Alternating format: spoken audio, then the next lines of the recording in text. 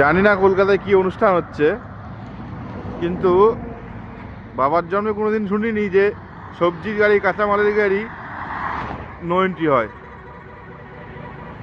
কোন লেভেলে অনুষ্ঠান হচ্ছে জানি না কলকাতায়, যেখানে দেখো সব কাঁচামালের গাড়ি পর্যন্ত ছাড়ছে না, সব দাঁড় করে রেখেছে, নো এন্ট্রি।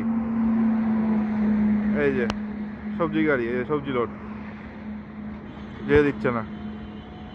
এই দেখো একটা সবজি গাড়ি। আর এই সব ভিআইপি ব্যক্তিরা সব চলে যাচ্ছে এখান দিয়ে, ভিআইপিদের জন্য সব ছাড় আছে।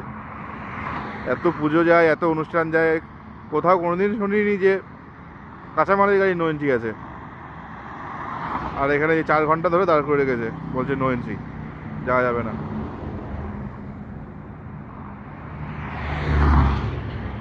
এই যে দেখো পুরো লাইন দিয়ে সব দাঁড় করে রেখেছে গাড়ি।